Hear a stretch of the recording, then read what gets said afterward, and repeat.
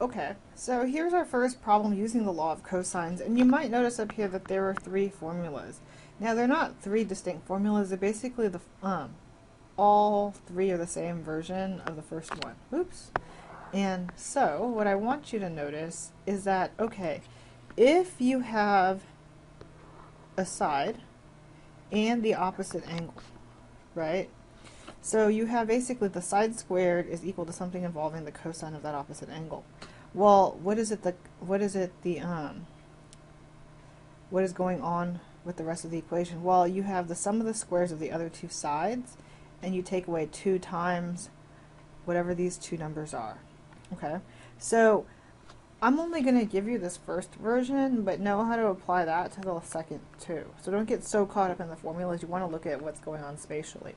So I'm going to draw this picture of this triangle first, just so that you can see what's going on. And I'm going to choose to start with A over here, B over here, C over here.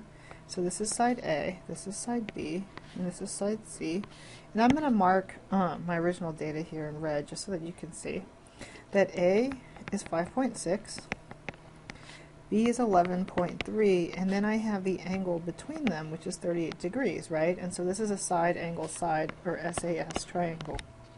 Okay, so basically what's going on is that you will have some version of SAS or SSS using the law of cosines, but you can use different, basically you can use one of these formulas if you just think of things spatially. Okay, so like for this first one here, instead of using this last one to solve for C, basically what I'm saying is that, okay, I can get this squared if I add the sum of this side A squared and B squared and subtract 2 times this times the cosine of my opposite angle.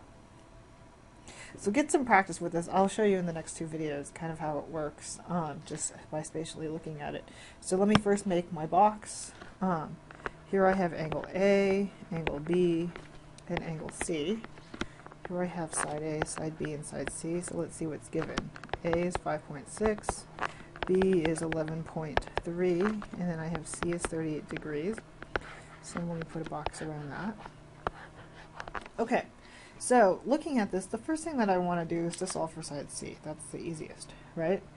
So to solve for this, right, C squared is equal to, well, the squares of the two other sides, so 5.6 squared plus 11.3 squared minus 2 times, well, those two sides, 5.6 times 11.3 times the cosine of 38 degrees.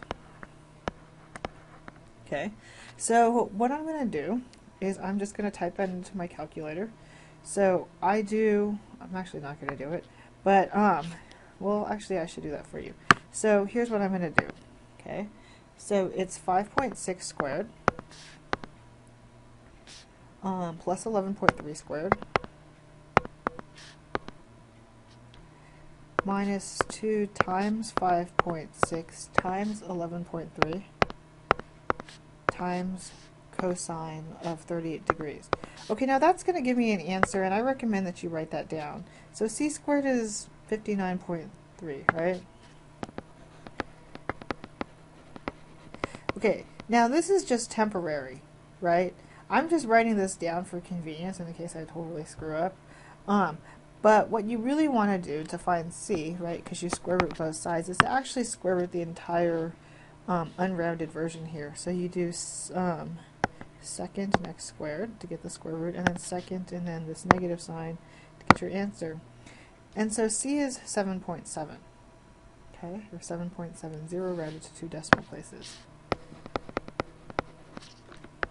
Doesn't really matter, let's just do 7.7, okay?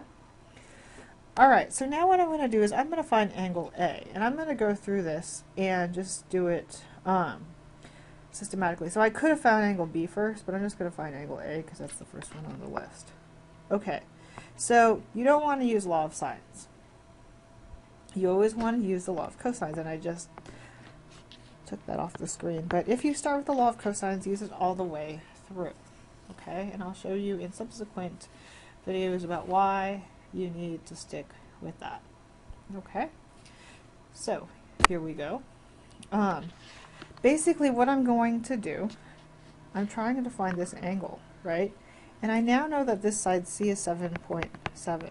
So basically my opposite side is 5.6, and that's squared, and that's equal to 7.7 squared plus 11.3 squared. So the two other sides minus 2 times these two numbers over here, 7.7 times 11.3 times the cosine of A, right?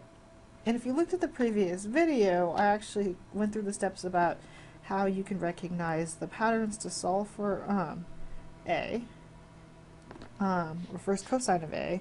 And so you should get that cosine of A is equal to 5.6 squared minus 7.7 squared minus 11.3 squared all over negative 2 times 7.7 times 11.3.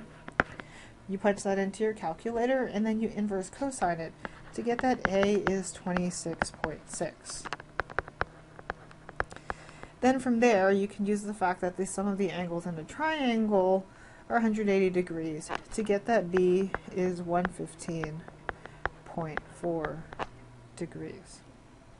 So that's how you use the law of cosines.